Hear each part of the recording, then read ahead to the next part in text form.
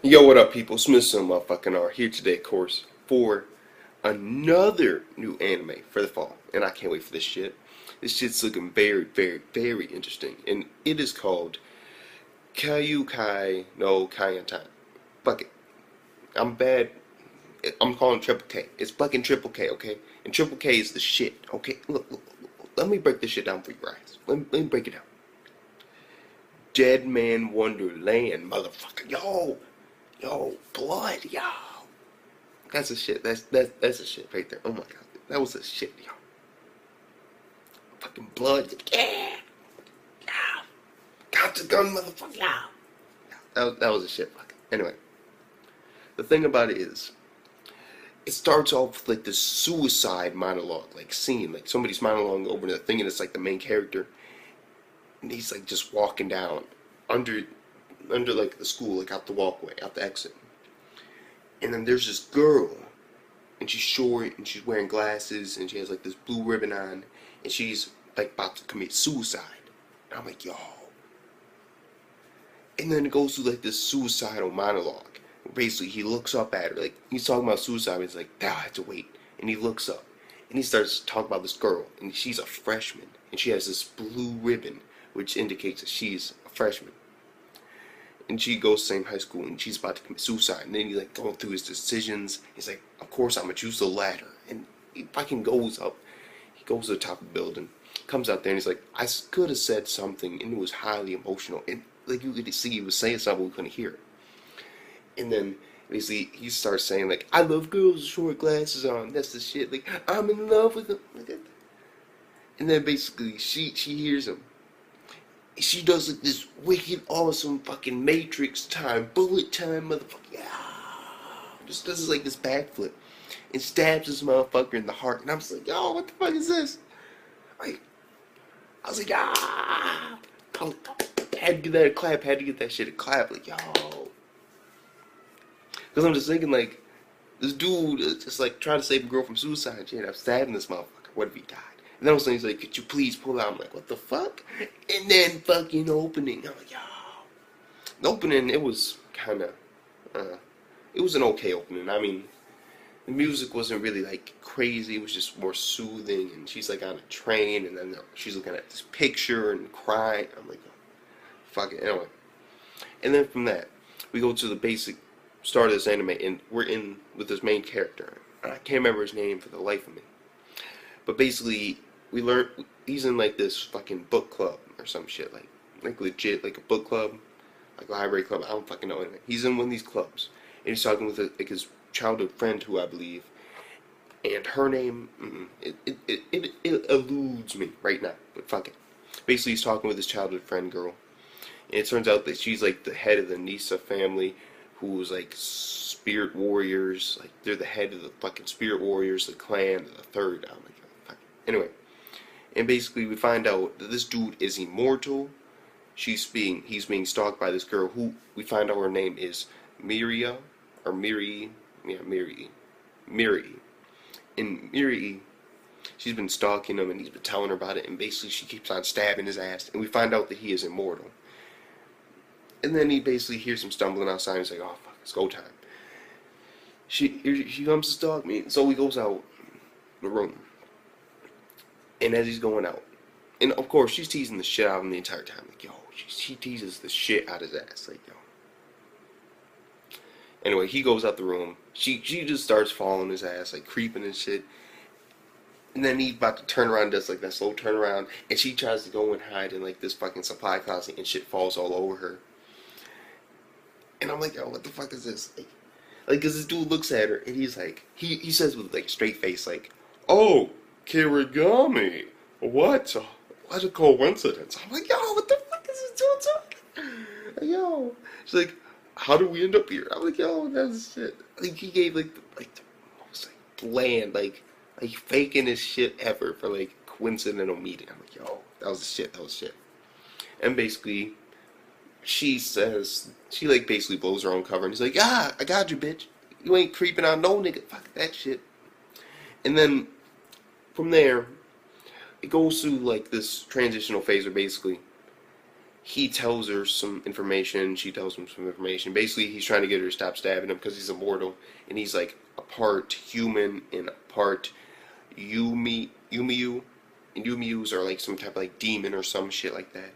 And basically, he's part of it. And we find out that basically because it's after school, everybody's gone. He stayed late, like he always does. And he goes out the cloud room. He's about to lock it up. She's right there. She's like, "Oh, it's go time again. Please don't stab me. Fuck it."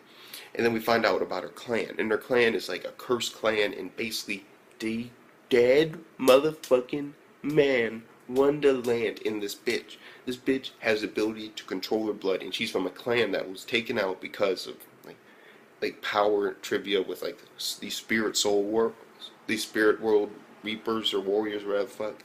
And basically, they were all killed out by these people, but she's still like a spirit world warrior, and but she's like a scared one, and she uses her blood and she creates like a fucking knife. I'm like, yo, that's shit right there. And the entire time she was talking about it, I just kept on thinking, dead man Wonderland in that bitch. Like, yo. And then basically he chases him around. There's like this epic fight scene, kind of like he's throwing shit at her. He dodging all these fucking attacks. And then at the end, he's basically like, let's go get some food. They're eating. He describes a little bit more, like, you can't kill me, why you keep doing this? And then she goes through a little bit of her backstory, a little bit more in depth.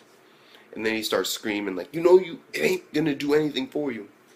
And then, fast forward, lunchroom. Because there's like this thing with the train, like, before the lunchroom scene, and basically there's like a train going by and he's asking her why is she doing this. It's like, what's going on? She just like disappears and now she's up the steps and it's like, see you later.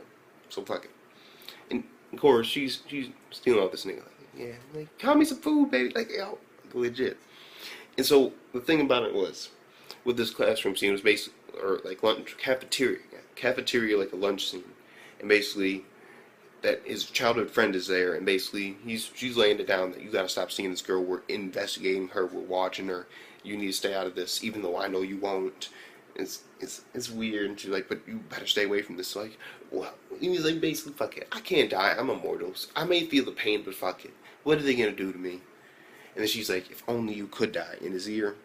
And then basically it's the next day, or next afternoon.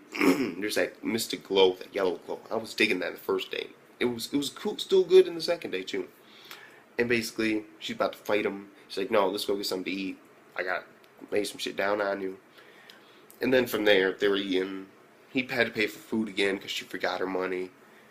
And basically, it was like a talk about her and like a little bit more of her backstory and how she never ever killed a Yumiyu, and how there's one in her apartment. And so this dude's like, let's fucking go. I hope you take it out. Because she has like this weird thing. There's like a flashback of her in the woods, like blood all over her body, and she never killed anything before. And I'm like, yo. And basically Yumiyu, because I remember at the classroom chase scene, there's like the scene, and I forget, I looked it up on purpose, but this girl is named No, or yeah, some shit like that.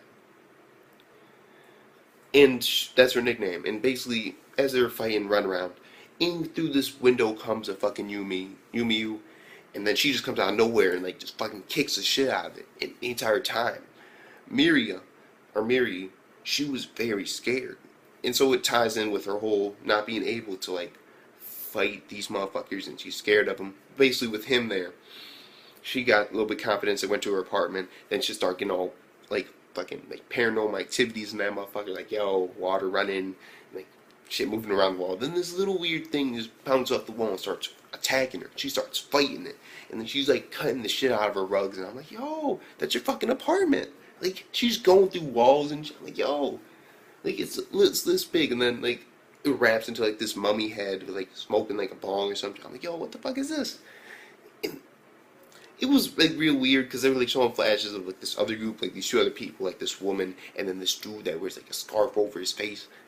That dude who wears that scarf, he's gonna be some crazy shit. He's gonna be some crazy shit, and then, basically, that's, like, the end of it. Like legit. Because, I mean, she's going to continue fighting it in next week's episode, and maybe those people might show up, I'm not sure. But apparently it's like a Yumi, and she has some type of problem with killing them, even though it's her, like, job, and she doesn't want to give it up. because she's the last of her clan, so she has to like avenge them in a way. And if she gave it up, that'd be like really disrespectful to her clan. And she wants to give it up. She tried, but they just keep coming to her.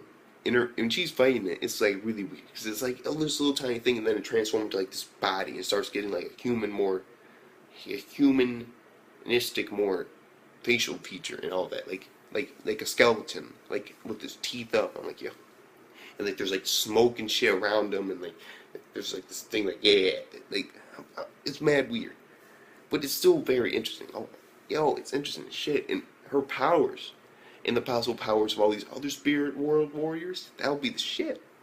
It's like she's just one clan. They're all different types of clans. She may have been like one of the most strongest clans, but she's just scared to fight, so she's basically on even playing fields as everybody else. And then basically, that's it. That was the episode.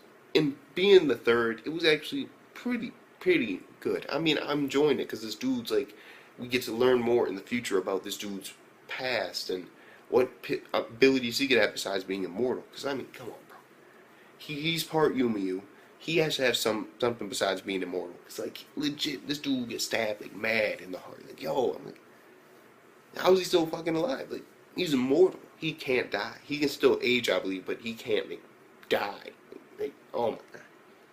That's like a sucky existence, too, because being immortal is probably one of the worst things to go through in life, like ever.